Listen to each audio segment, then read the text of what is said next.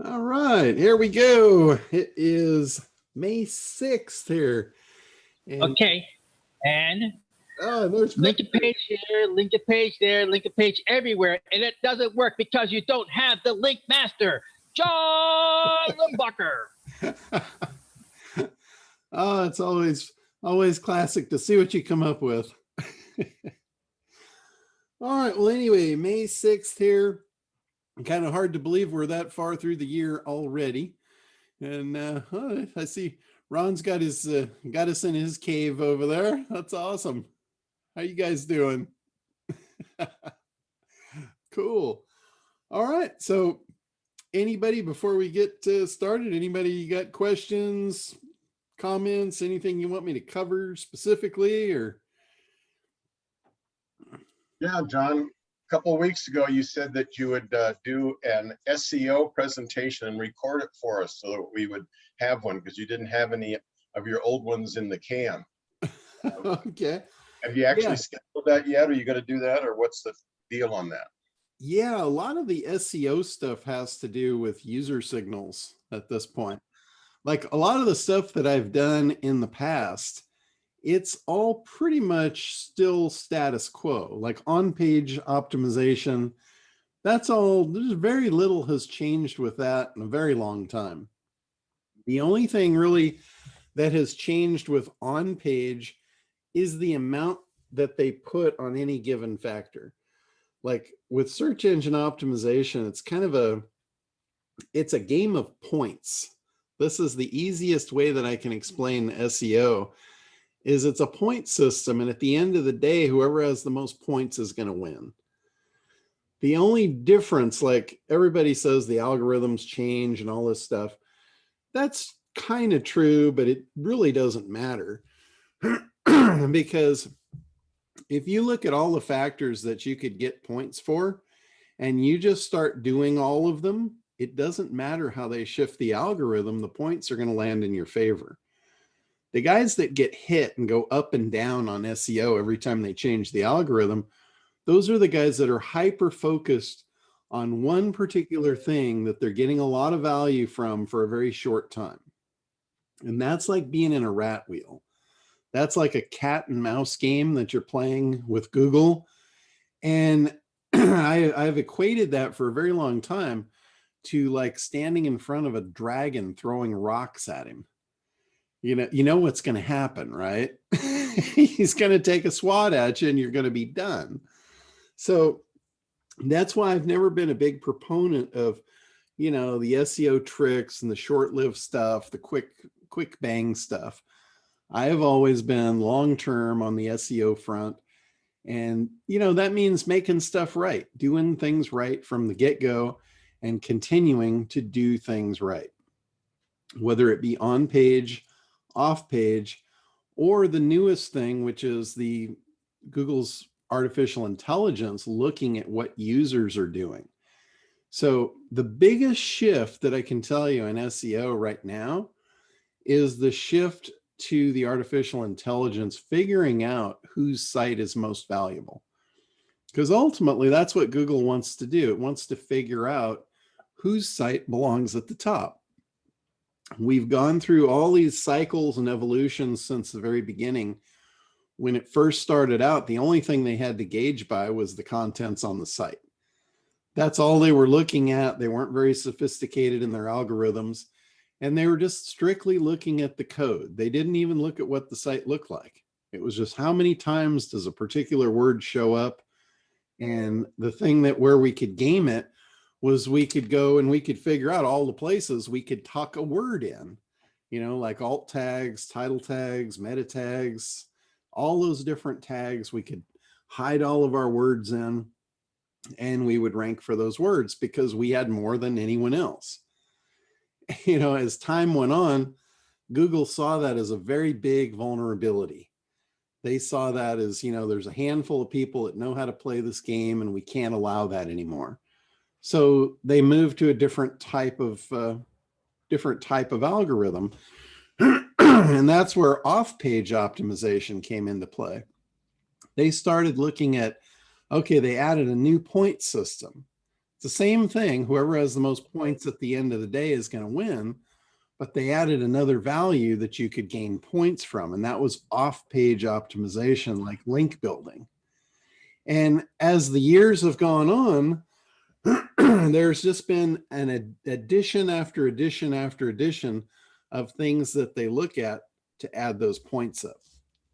So when mobile came around, when they started giving out free websites, you know, their Google My Business campaign, all of that stuff, local, the whole local, it sprang up an entire local SEO industry. And then there's factors for that, like citations, the NAP, what they call the NAP, the name, address, phone number. What they were looking at there is something aside from linking. You know, linking was like a popularity contest. That was the first thing that they went to when it went to off-page optimization, was a popularity contest. They looked at it as, if no one links to you, why should we? You know, pretty good question, right? If no one links to you, why should Google care? And that's kind of how they've been all along. They want the newest, the freshest, the best content. Because if you look at their goal, and this is something with SEO, if you get in tune with this one thing, you'll be able to play effectively. You have to get in tune with their goal.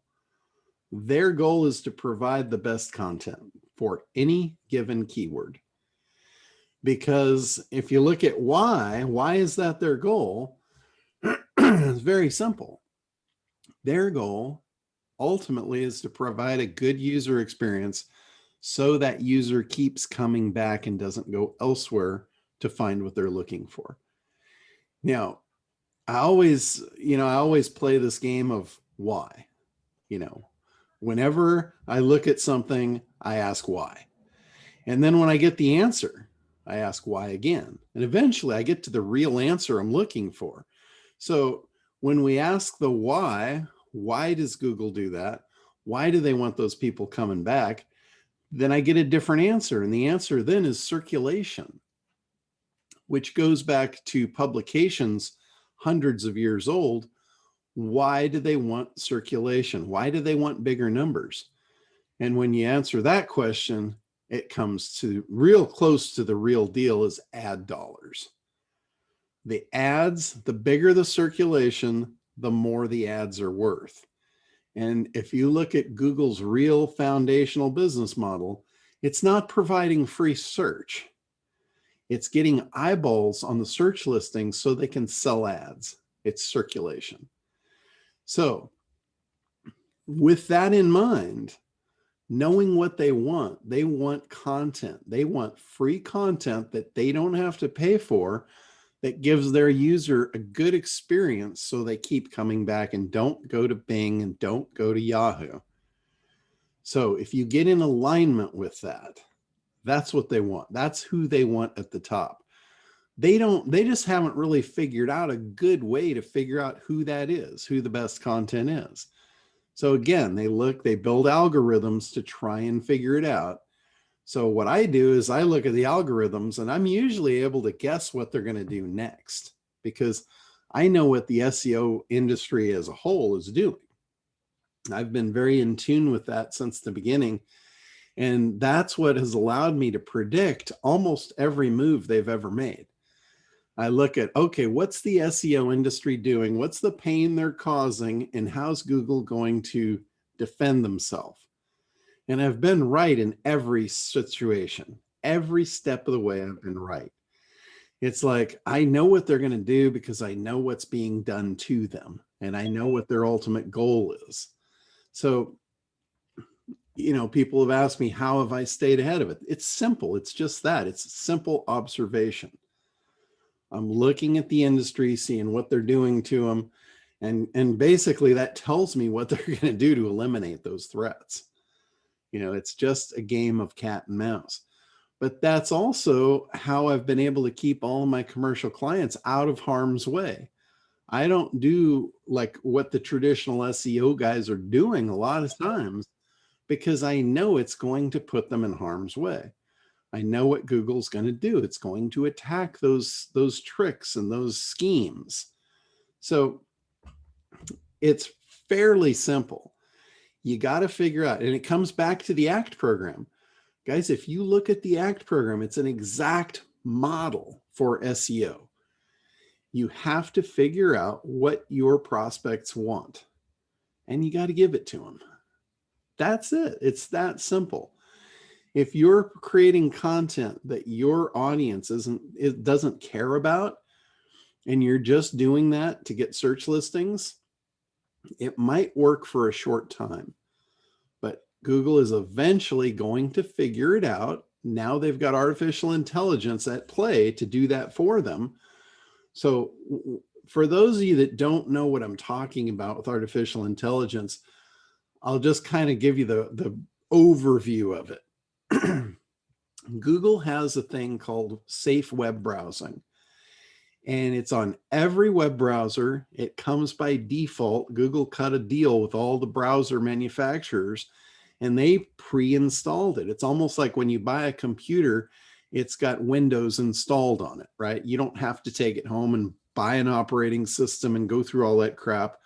Bill Gates was absolutely brilliant. He licensed his software to all the computer manufacturers to just preload it with Windows.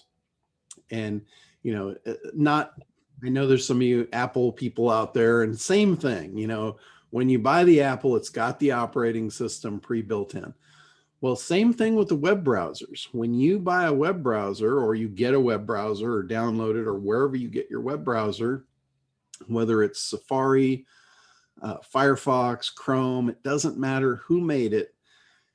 The deal was cut with Google to protect the end users from viruses. So it's got like a screen door. When you request a website to come up, it goes through this screening process that's called safe web browsing. And it's to prevent someone on the other end from dumping a virus onto your computer by browsing a website. So it's a great thing. It's a really good thing to have in play, working for you to protect your computer, right? The downside of it is Google is the one compiling all the information. They're in control of the screen. So I guarantee you, any website you've been to, they know about it. They know every move you've made, every mouse move, how long you stayed, where you went after that. Whether Google Analytics is in play or not, it has nothing to do with any kind of analytics. This is major data collection at the core. So they've been doing it since 2006. Their data, they have compiled data on every move that we've all ever made since 2006. Now, they're creating algorithms, they're writing programs to analyze that data to figure out what a good user experience is. So here's some of the stuff that I've identified that they're looking at by looking at their patents. One of the things is click-through ratio. This was discovered by the SEO world about 10 years ago. Click-through ratio. So there's been a lot of programs that were created to create click-through ratio. And again, it's that cat and mouse game. Yeah, it worked for a while, but Google evolved. They got smarter. They're like, well, what happens after the click? And then you probably started hearing about bounce rate being a bad thing. Well, it is. Google looks at bounce rate as you went to somewhere that wasn't what you expected and you bounced back and you went somewhere else. What does that tell them? That was a bad user experience. Do you think they want to send a lot of their people to a bad user experience? Thinking back to their core, what they want? No, they want good user experience. So high click-through with a bad bounce rate just negates the whole thing. So you got points on one side and they were taken away on the other. So again, they're looking at how long people are staying on the site, what they're doing on the site. Are they interacting with the site? Are they coming back to that site? Or are they going somewhere else? So all of those things, that's all data that's being compiled. And that is their artificial intelligence is learning. It's learning what a good user experience is. And that I started calling this the final frontier in SEO back in like 2010. I told people this is what's ahead. This is what's on the road ahead. This is what's coming. And it has been unfolding ever since. It's been unraveling. Hey, John. Yeah, go ahead. Hey, does having a VPN disrupt Google's tracking or data collection in terms of if they don't know who it is, where they're going, and how does that affect them? The VPN has nothing to do with this. Okay, so they can still gather the information. Yeah, if you're using a web browser, it's got safe web browsing pre-installed in it. Got it. You can turn it off. You can go into the settings of your web browser and you can go into the security settings and you can turn it off if you want to. Yeah, but that doesn't help you in terms of being able to get people to your site or anything like that. No. Okay. You can turn it off, but then you have the problem of now your computer is vulnerable to virus attacks. So, you wouldn't turn it off. Okay. Yeah, there's very little benefit to turning that off unless you got something else that replaces it. Right. Okay. No, I was just curious. Thanks. But a VPN, what a VPN hides is a VPN hides your identity from the website that you're pinging. So like they wouldn't know if you were in California or if you were in New York or if you were in, Australia. Oh, so they wouldn't be able to send you ads? Is that? It can block ads. It can effectively block ads, but more what it's used for, and this is on the black hat side of things. What does that mean? Black hat is like doing shit you're not supposed to do. Oh. So this is more on the black hat side of things, which, a lot of times is considered evil and who knows, whatever. We won't be judgmental on it. Right. But on the black hat side of things, from an SEO perspective, what people were using the VPNs for was to create accounts. Like, let's say you needed 50 Google accounts because you wanted to scrape data and you couldn't scrape data off of your own identity or they'd block you. So you needed 50 accounts to scrape data. So you would go in and you can't obviously create 50 accounts from your own IP. They'd be onto that real fast. So you get a VPN and you can hide where that location is. And then you can go and you can do it and you can get away with it that way. So that's why VPNs got real popular with SEO guys, was basically just to expand their capabilities. Now, with got it. Like with streaming services, what will happen if you've got like an Amazon, and Amazon even figured this out too, because so they blocked this capability as well. But like a couple of years ago, when Amazon they had Prime TV and they started streaming that out to their users. Well, when you use the Amazon account to download other things outside of Prime, like you wanted to go and you wanted to get the movies that were out in the theaters and all that shit's available on the internet. If you know where to find it, you can download it and you can watch movies that are in the theaters right now for free. So people were doing that. And, I was one of those people. So what happened was they started buffering. They started taking anything outside the Amazon box that you were using across their wire, and they started buffering it. They started reducing the bandwidth so you could no longer stream those movies that were off of third-party servers. So what people would do, they'd get a VPN and they would hook up through a VPN so Amazon couldn't tell what they were doing. So then they could stream their movies. So lots of different, reasons of why you would have a VPN. But if you think it's going to hide what you're doing from Google, you're kidding yourself. If you're going through a web browser, they're seeing it. And I'll tell you the way I found out about that. I've never talked to anyone that really knew about this. I figured this out myself, or actually a security guy that I know figured it out for me. But the thing that first alerted me to it was probably about 8 or 9 years ago. I had a document that was an SEO document that I had created that was really for my eyes only. It was not something I would want anyone to ever see. And I had it on my server in a password protected folder. And I was the only one that had access to that folder. There was no one that had access to that. And I was doing a search on Google for something, looking for something on my site.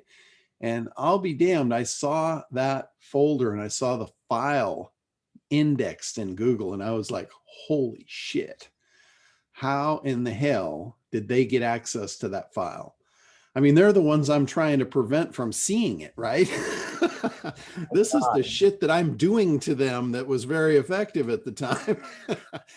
And I'm like, how in the hell did they get access to that? And I was a little freaked out. I mean, I thought my server had been hacked. I didn't know what was going on. So I called this friend of mine who he was in charge of worldwide security for the Siemens network, which that's big. That's major. This guy is like a major player. And he's been a friend of mine for, 30 years.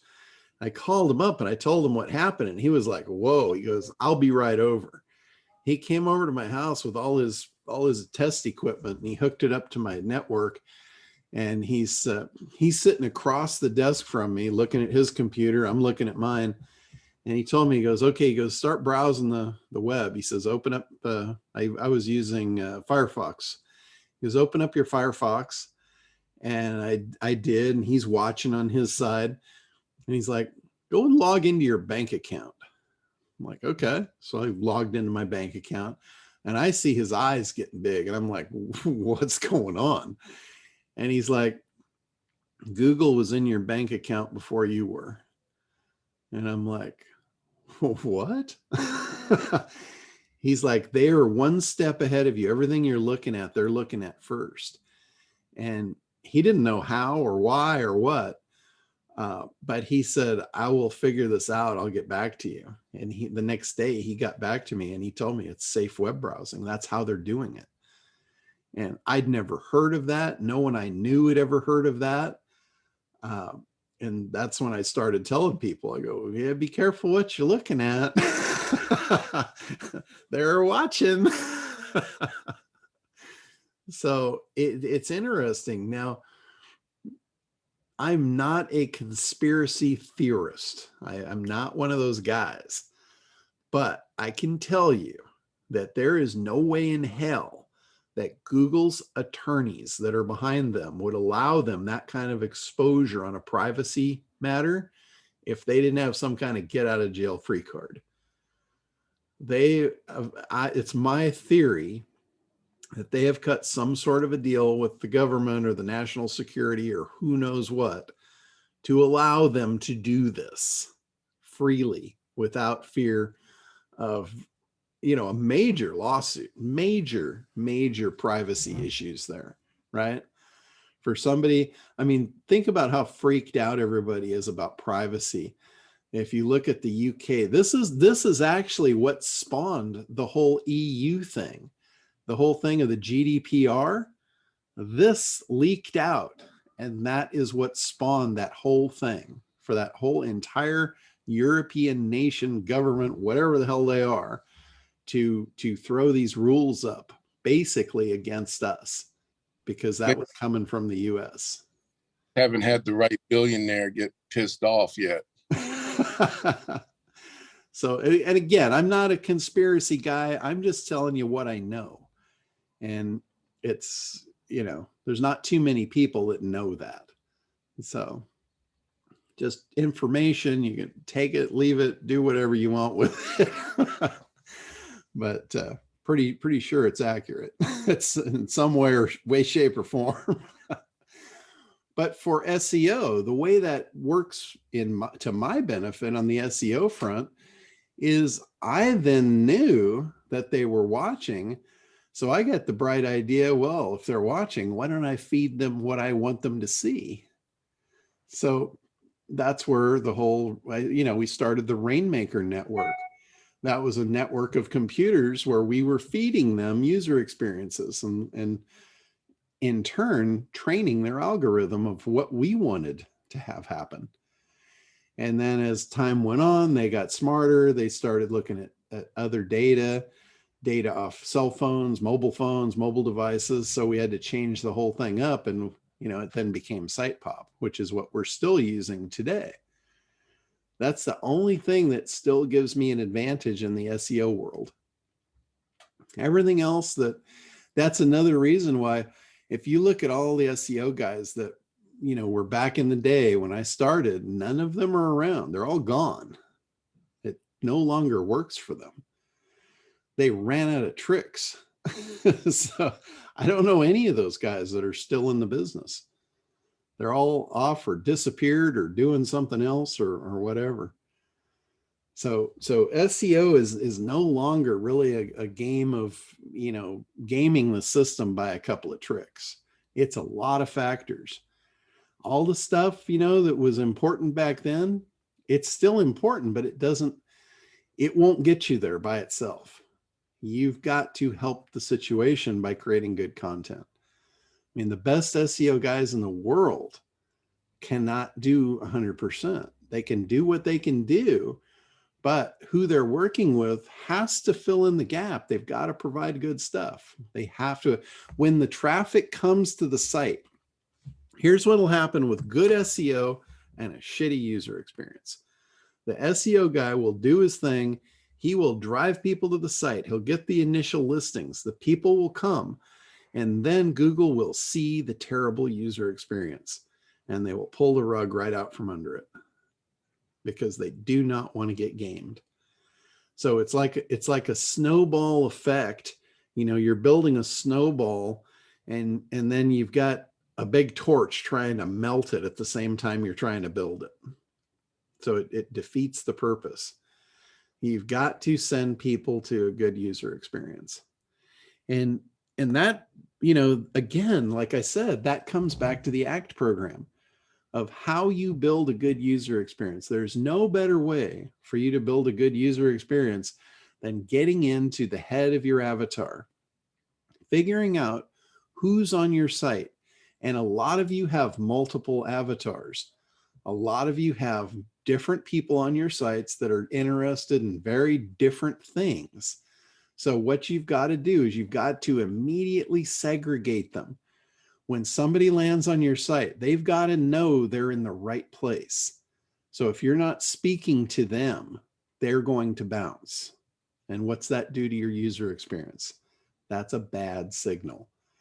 So if you've got, let's say you've got 4 different segments to your business, and I'm just using this as an example. Some of you have 1, 2, 10, 50, it doesn't matter. But I'm just going to use this as an example. What if you had 4 segments? You had 4 different types of people that had 4 very different needs, wants, desires. The best thing that you can do is have a visual. When the web page shows up, the first visual that they see is 4 options. And they're going to self-select. They're going to say, that's me, click. And now they're taken to a section of the site that is just for them. You don't mention the rest of the other 3. They can navigate back to that if they want to, but give them what they wanted. Take them to a spot in the site that is theirs. That's their room in the hotel. They won't venture out of it. They'll stay in their own little spot. It's what they like. They feel at home. If you don't do that and they hit the site and they don't feel like home, they don't see what they want, they're going to bounce. They're going to hit the back button. And that's going to give a bad signal. If you go into the section in ACT where I've got the SEO stuff, some people say, well, this is old, this is outdated. Well, yeah, it's old, but it ain't outdated. That stuff all still works. One of the things that you'll find in there is I actually wrote a program that changes the back button. So if you've got the situation where you have a high bounce rate, you might want to put that script on your site. What it does, it rewrites the history in the back button. So if they come to your site and they don't see what they want, and they click the back button, I'm rewriting the history of their back button. So when they click the back button, I'm really sending them to a deeper page in your site, not the true back button. So what that does, it's like you guys have probably all seen exit pops, right? When they go to try and exit, the little window pops up and says, wait, maybe it's like, oh, sorry, I didn't mean to offend you. Let me try and save it, right? That's what an exit pop is for. Well, I'm taking it a step further and I'm actually forcing the issue. They hit the back button. They're going where I want them to go, not where they want to go back. And, I've had some people say, well, isn't that going to piss people off? And I'm like, no, you already did that. They're in the back button anyway. This is your last chance for redemption here. But to Google, what it sees is it sees a deeper click in the site instead of a bounce. It saves your ass on that end of things. So that's why I created that. That's a simple little fix if you've got a high bounce rate. Now, there are certain sites that have by nature a high bounce rate that will not hurt them.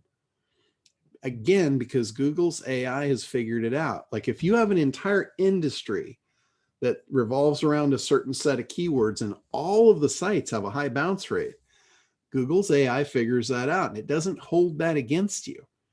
Again, it just revalues the point system for that for that keyword. And off the top of my head, one of the high bounce industries is dentists. In the old days, dentists put all this content on their site for SEO purposes, but as well as I do, you don't go to a dental site to read about shit, right? You go to a dental site because your tooth hurts and you need the phone number to fix it. So that's a very short duration of a time on a site, and usually they bounce. They get the number and they bounce and they go somewhere else. They got what they wanted. So in the outside that would be a bad user experience. Google's figured out in the dental field, that's not. It's just normal. So again, their algorithms are very sophisticated. It takes a lot of stuff into account. So don't think that one thing is just across the board a rule. It's not. There's nothing that is solid and stable in the SEO realm. You have to use logic. You have to observe. You've got to use all the tools of war that they're using against you if you want to combat them. So anyway. So, John, let me ask you a quick question, because you're talking about, going to the website, and once they get there, you want to make sure that they get what they're looking for. So you use the example 4 legs of your business as a hypothetical. Mm-hmm. So I went to, you forced me to go to my website and I looked, and it's speaking or coaching. So when they see us right on the front page, on the main page, they see that I'm a speaker and a coach, success coach. And then the very next thing they see is about us. And the first thing they see is Envision Success Speaking, and then 3 bullets of what that means. And then Envision Success Coaching, and 3 bullets or 4 bullets of what that means. Yeah. So they're either there for speaking as a meeting planner, or somebody wants to hire a speaker, or they're either there for coaching. Is that what you mean? Yep, that's exactly. And content is only focused on providing good content in that area. Yep. That's okay. If you're designing sites, if you're rebuilding your site, if you're hiring a developer or a designer, you want to make sure they understand that concept. You want to make sure they don't just jam a bunch of stuff in and try and make it look pretty. Right. Okay. Because pretty is great if it wraps around function. But function is your primary core with the user experience. one more quick question and go off. I'm going off topic a little bit, but something you've talked about before. You've talked about the big idea, you've talked about the guarantee, and you've talked about the promise. Yes. My question, I came up with something in my thinking time last night, and I think it was a big idea, but I think it included both the promise, the big idea, and the guarantee, but I'm not sure. Okay. Can all three be captured in one statement? Absolutely. You can actually encapsulate it in one sentence if you get really good at it. Okay. Like I'll give you an example. This is a statement that captures it all. And it was done by Crest toothpaste. And I'm sure you've heard it. All of us on here of the age, we've heard this. 4 out of 5 dentists recommend Crest. Oh, yeah. Right. That's a big idea. It's a promise. It's a unique mechanism. Crest is the unique mechanism. And it's said in a way they haven't heard before. Okay. Because it's a promise. It's got proof.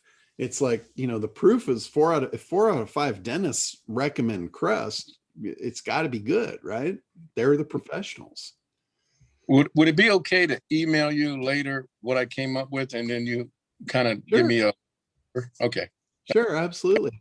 All right. Thank you. But the big idea is probably one of the most powerful pieces that you can put on your website to engage your audience. That's what I'm looking for now, if this is it or not. Yeah. Once you figure out, like if there's 4 avatars, if you've got 4 categories or 2 or whatever, it doesn't matter how many you've got, you need a big idea for each one of them. Because remember, if you use a big idea for an ad, that's great. You can use the same big idea on your website. You can use it in your marketing all over the place. But the reason it's so important, the big idea is the first thing that they should come in contact with, because it's the thing that's going to grab their attention. Remember, whenever I talk about, campaigns, the step number 1, job number 1 is grab their attention. If you can't grab their attention, it doesn't matter how good your funnel is. It doesn't matter how good your product is. It doesn't matter how good your offer is. It doesn't matter how good your staff is, your service. None of that makes a difference if you can't grab their attention. Because if you don't grab their attention, it's game over. You're not going to get to play. Big idea is where that attention gets grabbed.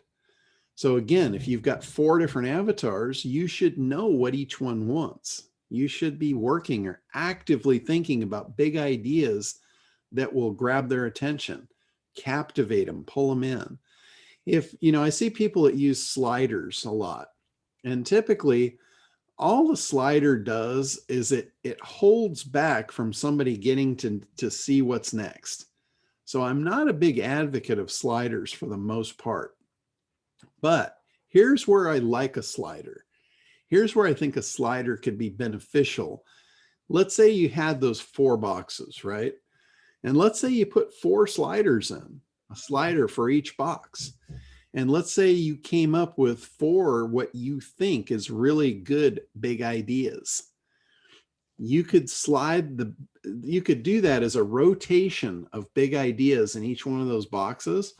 And then you could use your analytics to figure out which one was getting clicked on the most. Like if those 4 big ideas were rotating through randomly, you could look at your analytics and you could see which landing pages were getting the most clicks. And then what you could do is you could go back and you take those other 3 out. You use the best one as your baseline, and now you test 3 more against it, looking for the winner. And then once you find the winner, you throw the rest out the window and you go with the winner. It's the same way you split test in Google pay-per-click or in Facebook ads. You're running the ads against one another to find the winner. And then when you find the winner, you throw the losers out and you bring 3 new players in to compete for the top slot. And you run the test again. And if your original winner still holds, then he still holds the top slot. You throw the others out and you test it again. That's how you test, so you can decide what to scale. You know, when you get into paid traffic, you don't want to scale a mess. You want to scale a winner. That's the only way you're going to find your winners, is if you test them. You tested the big ideas against each other. Because I've done this before. I've come up with multiple big ideas, and in a lot of cases, the one that I thought was the killer one wasn't. I've seen cases where I'm like, really? That's what they want? It blows my mind. So never take for granted anything. Always test your big ideas. Test your graphics. One thing you don't want to do is you don't want to change too many variables at one time. If you're doing any kind of a test, try not to change too many variables. Like let's say you ran the test and you got the big idea that won. Now you want to take that big idea and make 4 variations of that big idea. But don't change too many things about it. Don't change the graphics and the text. Change 4 variations of the graphics with the same text. Now see which one won. Then go back with that graphic and now change the text. 4 different variations of the text on the winner graphic. And then you'll ultimately come up with a combination of, this is the best ad I can run. It's the best graphic, it's the best text, it's the best button color, whatever. Don't just randomly change a bunch of shit and try and figure it out. It's not going to happen. You will not come up with the right result. You know, if you're going to change one thing, change one thing. Like if you want to test the button color, test the button color. If you want to test the button text, but don't change the text and the color because you won't figure it out. One thing at a time when you're doing split tests. Otherwise, you're just kind of throwing the balls up in the air. You don't really know what won. You don't know why. I like the whys. You know, I've always liked the why.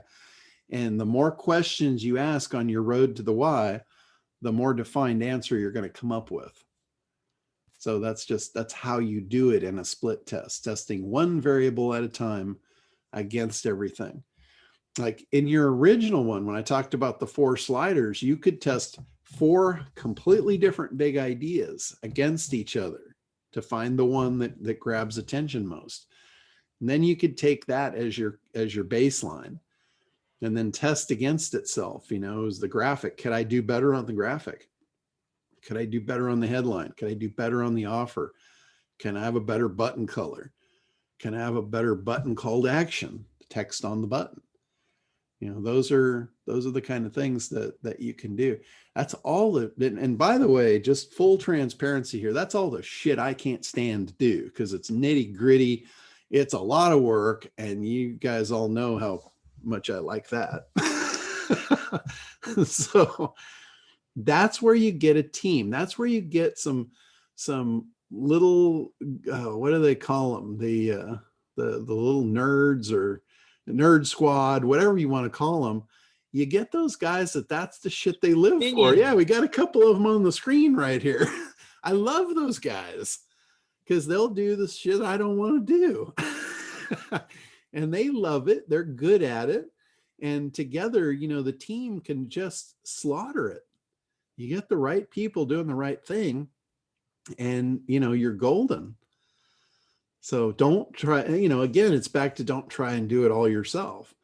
If I tried to do everything myself and I thought that was the way it had to be, I probably wouldn't get out of bed in the morning. I definitely wouldn't be living where I'm living and doing what I'm doing and all of that. I would just go through life just feeling defeated. And that's not my thing. So, all right. So I've rambled quite a while here. Anybody got anything, any direction you want me to go? Or I never know if I'm giving you what you guys want unless you tell me. So, all right. Well, John, you started down the road of what the site pop was doing when Randy asked about VPNs. Kind of got you off track there a little bit. You were kind of heading towards being more specific on how to present and what the benefits were of the site pop and exactly how that worked. Could you continue that discussion? Sure, yeah. And actually, I back to your original question, I had promised I was going to put a webinar together for, anybody that wanted that. And basically the webinar, I now remember the webinar that you actually were wanting. And it's the webinar that I do for small business owners, where I basically bring them into the awareness that the thing that's hurting their business is the fact that their referral sources have changed. And I think that's the one that you really wanted from me. I've done it a number of times on stage live. I've just never recorded it. But it's a great presentation. Like the last time I did it was right before the pandemic, and I was in the Long Beach Convention Center, and I had a full auditorium of people. And it was kind of freaking me out because I was about 3/4 of the way through my delivery, and I saw all these security guards coming into the back of the room, and I'm like, oh shit, this doesn't look good. And the woman that put it on, she came up, she goes, "You got to wrap it up. They're closing the convention center." And they literally shut it down. They evacuated the convention center. That was the day they closed Disneyland and Knott's Berry Farm and everything. So, but where I was, it was a convention for pool guys that are in the pool industry. And, I was there as the marketing guy to show them how to get their business back on track and get more clients, get more customers. And the thing that I had identified with them as an industry was, and this came from research, this came from talking to a few of them, talking to the people that were running the show and all of that. And what my research, my analysis discovered was these guys all have built their business on the back of referrals.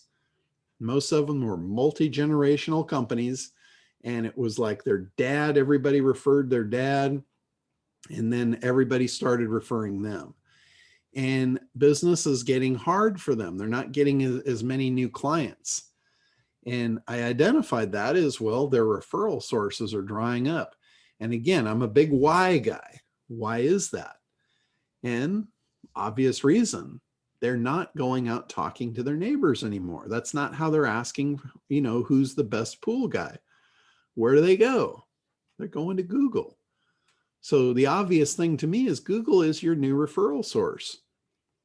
If you're depending on guys to refer you face to face from talking, the world's changing. We're no longer selling buggy whips.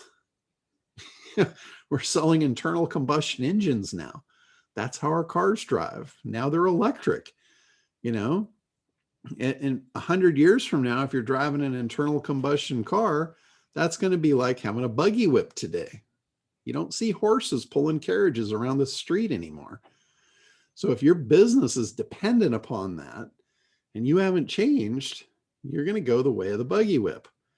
So that was my conversation to them. And all of a sudden I could see the look of terror on all their faces because they realized I was right. They realized that the guys that were having, the guys that had shifted to online, they were still getting the referrals. It's like their referral source just moved.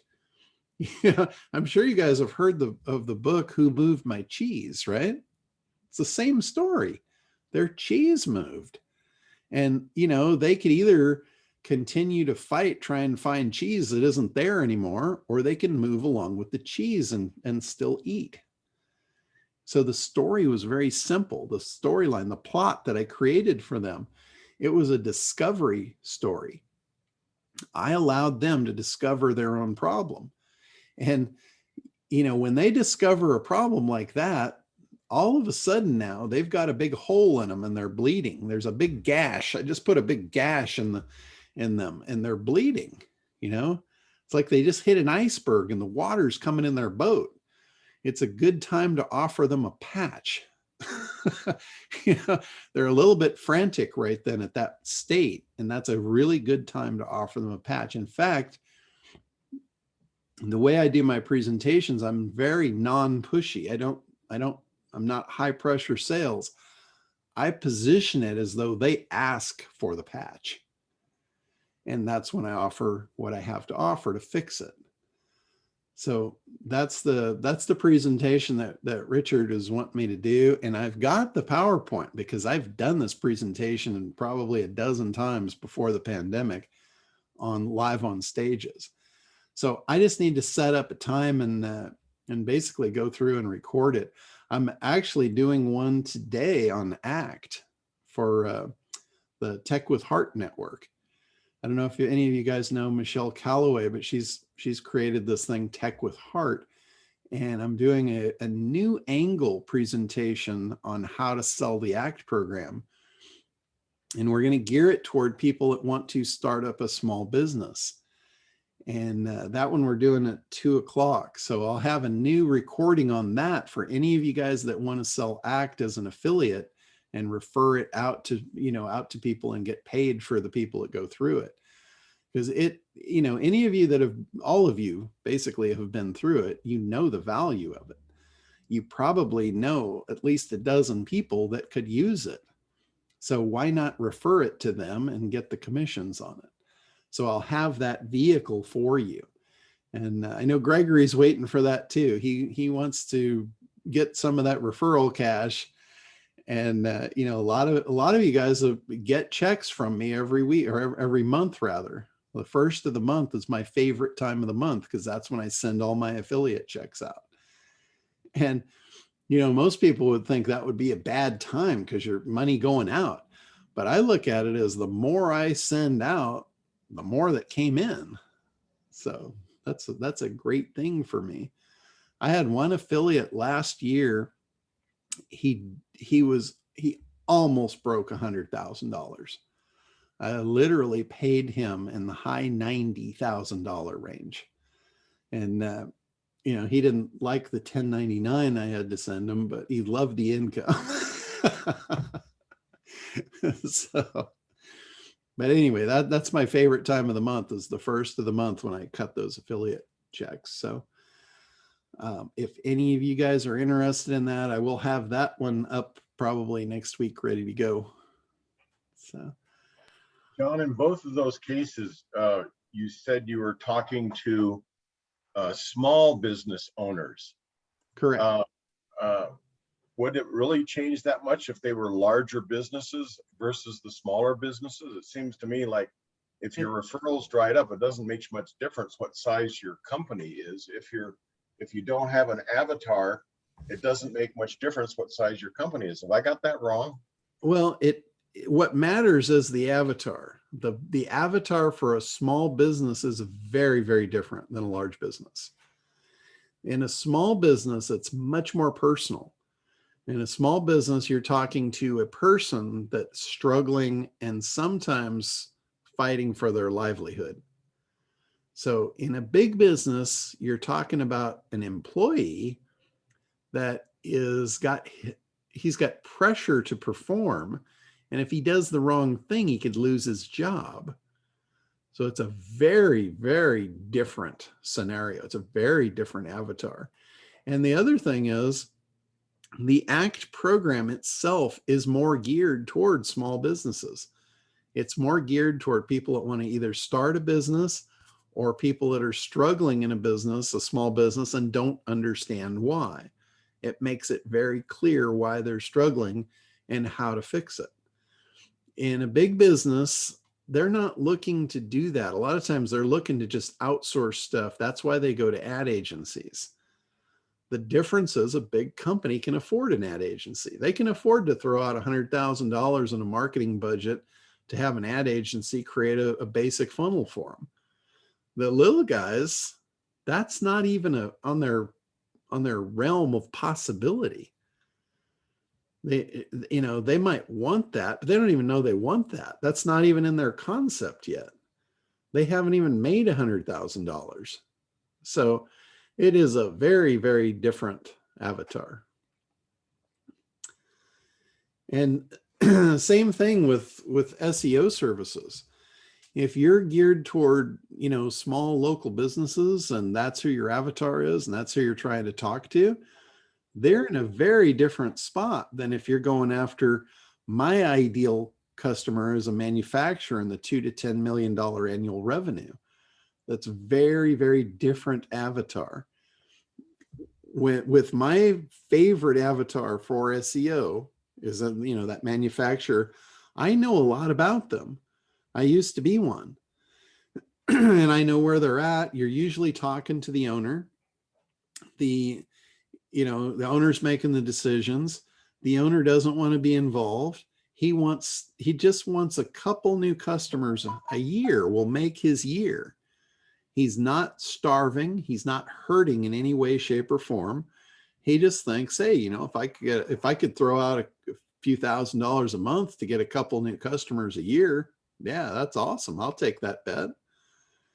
That's my favorite guy to work with. They're an absolute dream come true to work with. So, but they're very, very different than a small local business. The small local business is struggling to survive. Every dollar out counts. You could literally be taking food off their table. And they don't understand advertising. They probably don't even understand their own sales process. The $2 to $10 million manufacturer, he knows his sales process. He knows who his client is. He knows how to talk to them. He knows how to sell them. He knows it. The little guy probably doesn't. The little guy, the mentality of the little guy, he thinks everybody's his customer. He doesn't know how to sell to any of them. And he spins his wheels and he wears himself out. He burns out. And eventually he fails. That's the saga of most of the little guys. And it's sad, but it's true. I see it over and over and over. And all I can do is throw a life ring. Some of them will take it and some of them won't. But here's the thing for those of you that are of the mindset of you want to make a difference, which there's a lot of us that want to make a difference. You got to be careful with that. Because if you got somebody struggling, look at it as though you're a lifeguard. A lifeguard will not swim out to a struggling person until they've relinquished power. They will not swim out within their reach because they know that struggling person is going to grab them and probably take them down.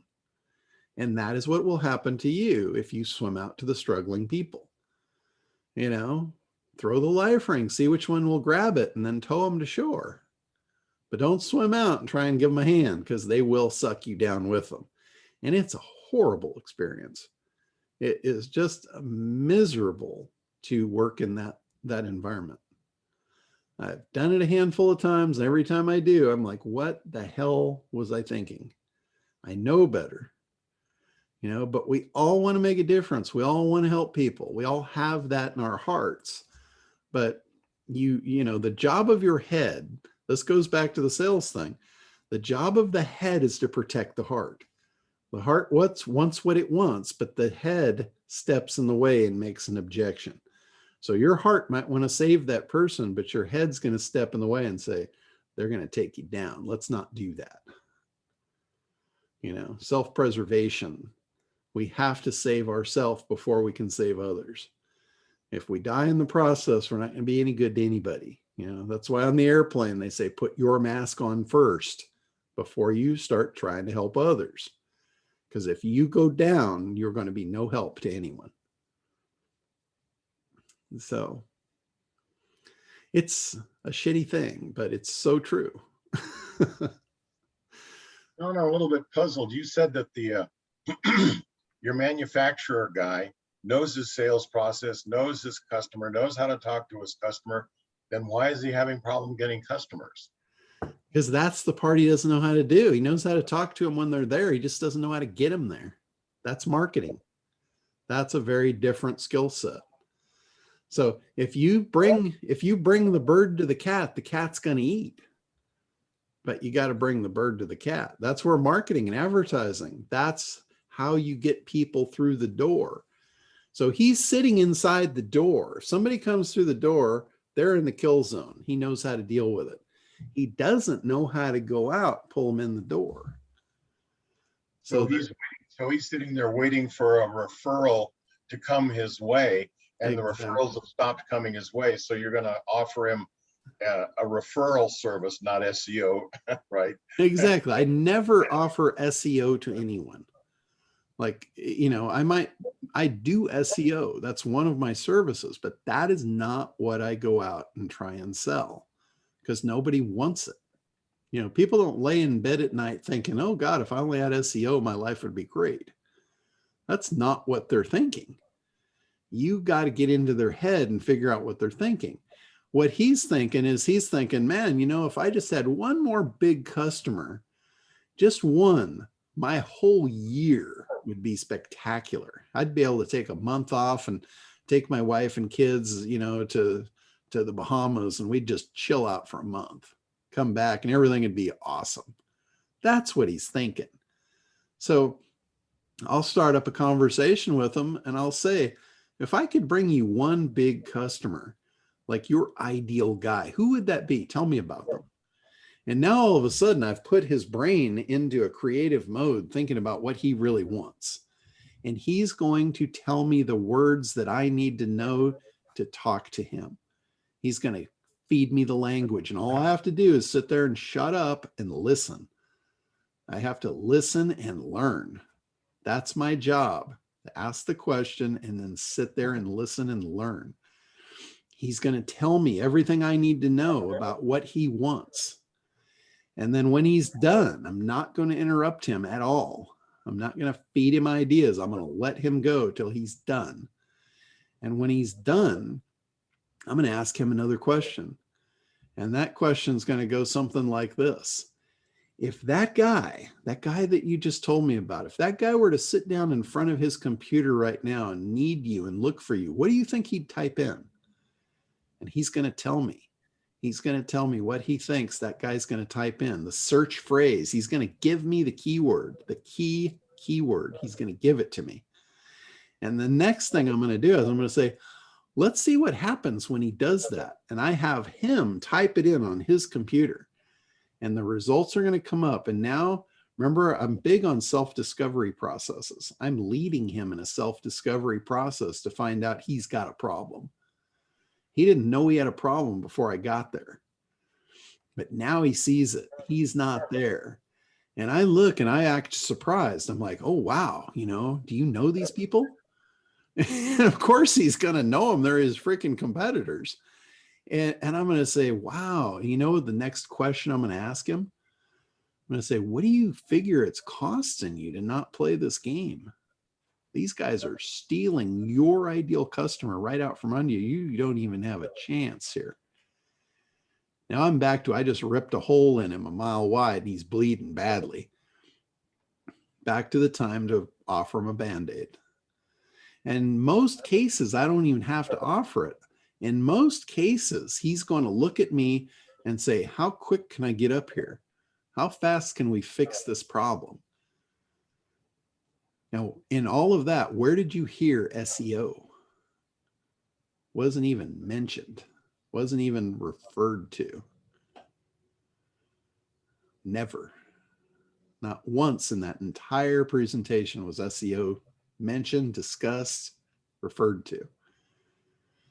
That's brilliant, John. I've heard you say that now a couple times, and I love it. The one fly in the ointment right now is, remember that stadium you were in that they emptied? Yeah.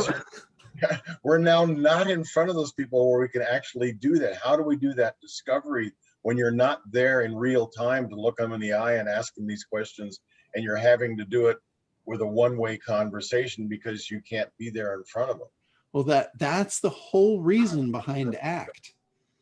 The whole ACT program, remember, 2/3 of the ACT program is analysis.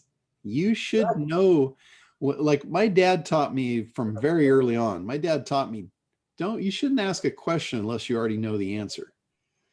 You know, he said, if you want to be the smartest guy in the room, you ask questions you already know the answer to, and you will look brilliant.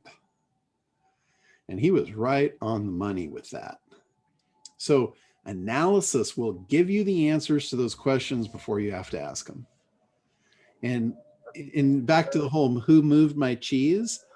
Do you think it's affected my business that I can't go out on stage for the last year or more? My business has actually done better. My life has improved because I don't have to travel. There's this little thing called Zoom. I think you guys are on it right now.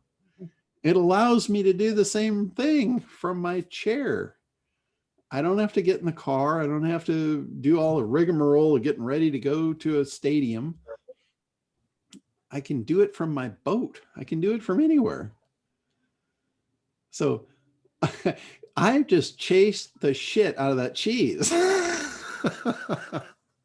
Wherever the cheese moves, I just move with it. When other people's are, when other people in other industries are struggling, the cheese probably moved. I've gotten really good at finding the cheese for them. I've gotten really good at self-discovery processes, helping people figure out what their problem actually is. I don't tell it to them. Nobody likes to be told they have a problem. I don't want to be the bad guy. I don't want to be the bearer of bad news. I want to take them on a self-discovery process where they find the problem and they look to me for the solution. That is the best way you can position yourself. You don't come off as pushy. You don't come off as a salesperson. You come off as a friend. You are there to help them. John, what you're really describing is your way of coaching someone to the point where they tell you what their problem is, and then you provide the solution. That's really what you're doing. Yeah, I already know the solution. I mean, it's just the way that I get them to want it. And it always amazes me when people say they're zoomed out, because like what you said, no traveling, you don't have to jump on a plane, and you can make the same amount of money sitting there in your comfort zone. Yeah. And people are constantly saying they're zoomed out. And I'm just wondering what they really mean. All that means is you don't have the content they want. That's all that means. That's just, you got to bounce, right? You got a high bounce rate. If that's the case, fix your content, eliminate the bounce. The only way you can do that, remember this, again, it all goes back to the ACT program. If you guys get your head wrapped around it, you will discover that it fixes almost everything in marketing. It's grab attention. Big Idea does that. That's the formula for grabbing attention. If you can't grab their attention, they're not going to get on your Zoom, right? Once they're on, that's when the game really starts. Now, what do? Create demand and desire. If you haven't figured out what they want, you'll never be able to do that. The third step, that's what's going to keep them on your webinars, is creating that demand and desire for what you have to offer. The self-discovery process, keep them engaged, ask the right questions, lead them the right way. Don't force them, don't preach to them, don't tell them that they're messed up, and let them figure it out. And then you have to anticipate, what is their objections going to be? Eliminate the objections and make an offer, and you will do well. If you get those 4 things right, your marketing will skyrocket. Your results will skyrocket. Your conversion is going to go through the roof. And you'll probably stop struggling.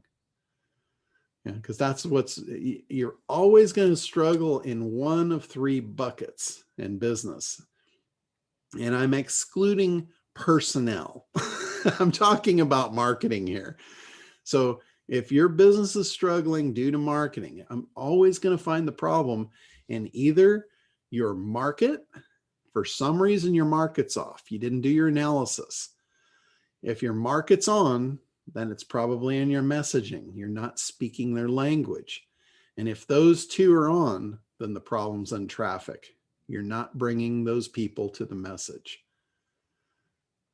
And that's ACT, A-C-T, analysis, creating the message, and bringing the bird to the cat, traffic. Always going to be in one of those 3 buckets. If marketing is your problem, if you're struggling on sales, if you're struggling to get people through the door, if people don't know who you are, It's always going to be in one of those three. You got to figure out who they are and what they want. You've got to create the messaging for that, and you've got to bring the message to the market. It's really that simple. And as simple as it is incredibly difficult. It is incredibly difficult to master. And that's why I created the whole ACT program. That's why I broke it down in all the little pieces. And that's why I'm here week after week after week, basically saying the same thing in many different ways so everybody can hear it. And that's why I'm here every week, to answer your questions wherever you're stuck. If you're stuck on any place in there, I mean, let me know. If I don't know, I can't help you. I can't fix it. And by helping people is the way I learn. That's the way I improve the program. That's why it is as good as it is now, because I've tried to help so many people through it and see where they stumble, see where they get stuck, and how do we navigate that water to get them through. So the more problems you guys bring to me, the better I get for everyone. So don't ever be afraid to ask a question. Don't ever be afraid to like throw out a big idea.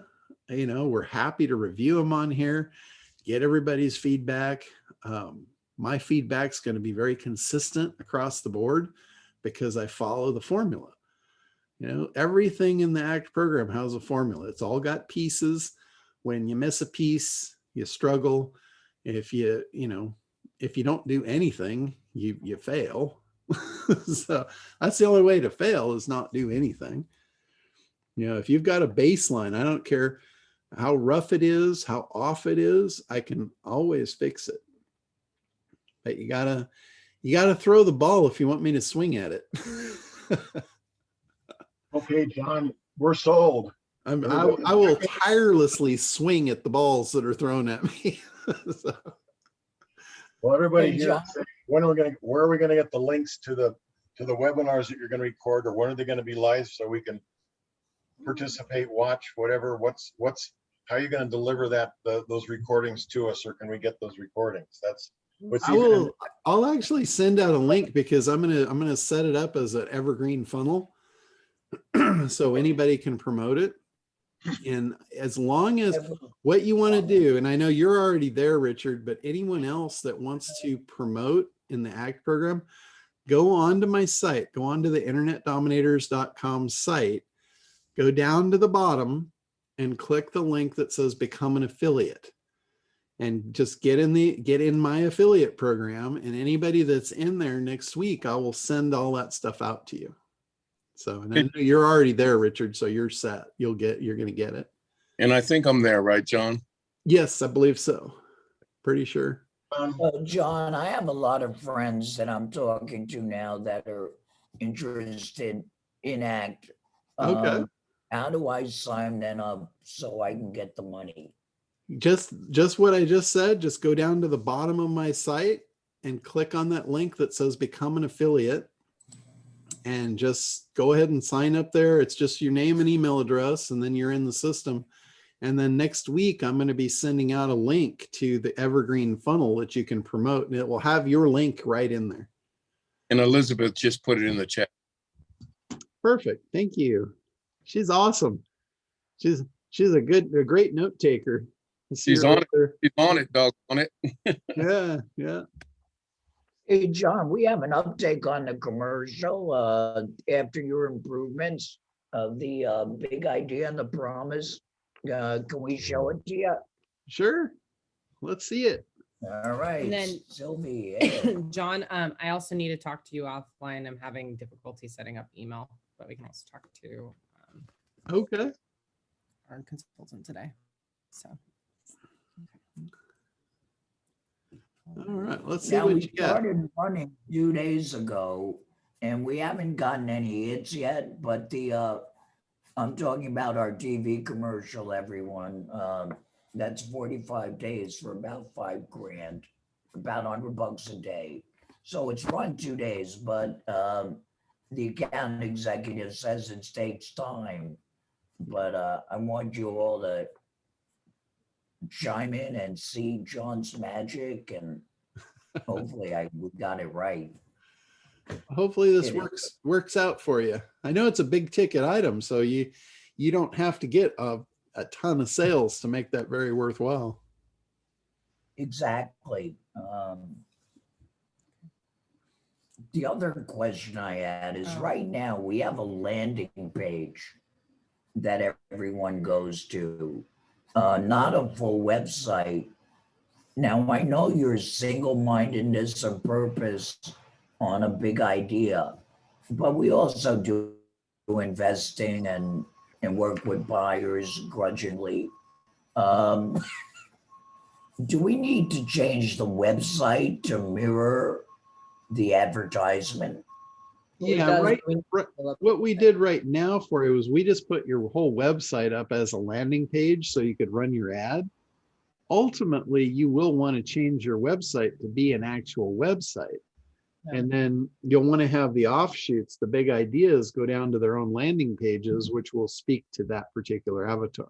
So yeah, you would definitely want that because you have multiple avatars.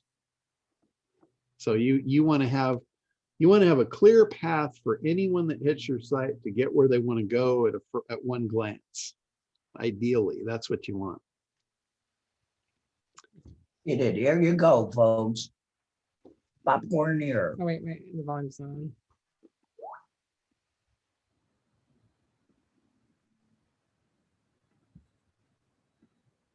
Home sellers, when you want multiple over-market offers on your property, call me.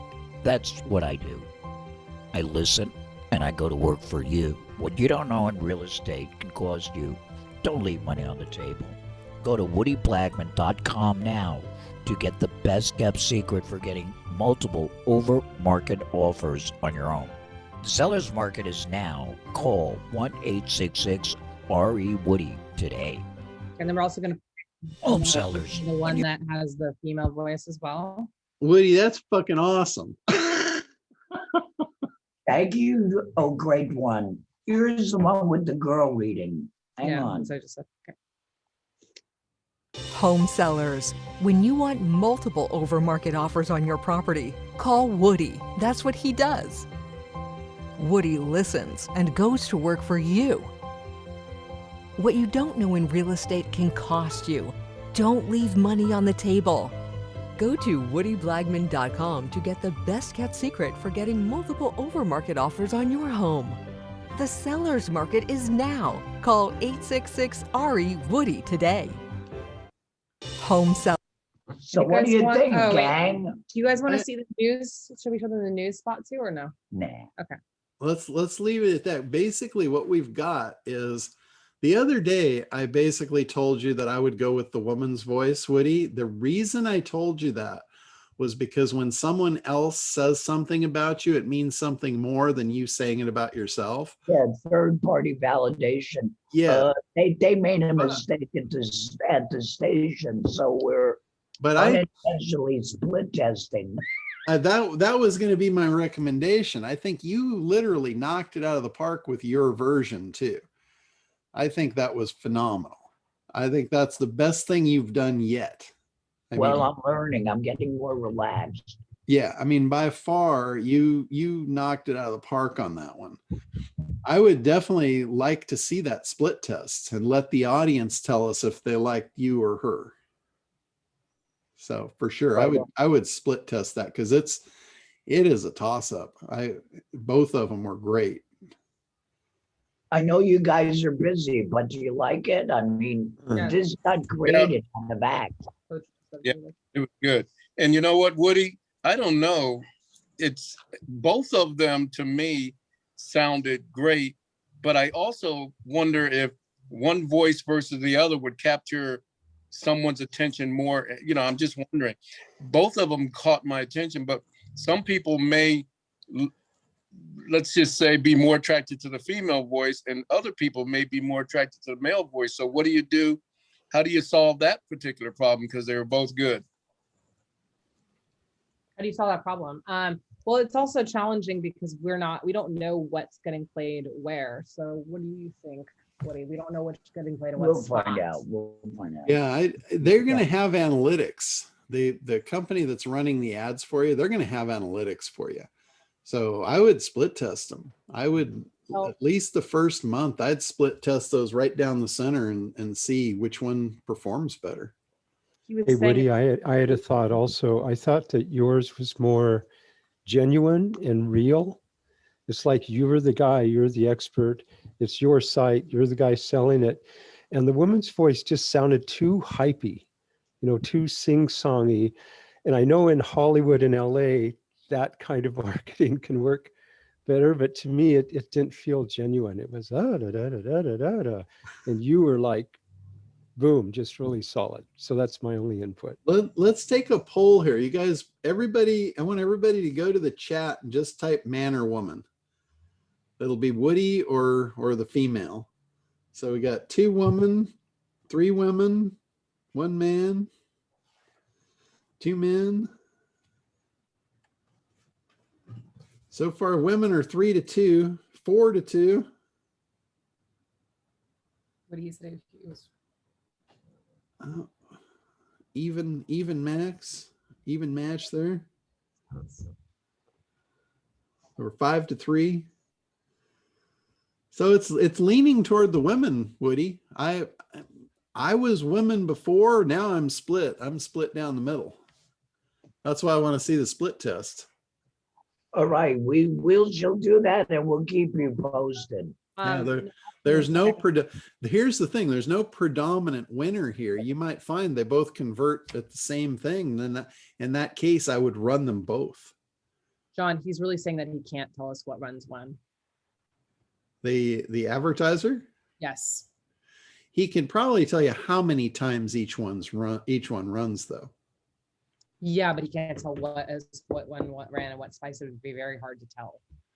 Okay, well, all you have to do is have your person that is answering the phone ask which ad they saw. Was it the one with Woody or the female endorsement of him? You should. That's right. It's smart. That's all you have. Great idea. Could they also run Okay. one ad for a week?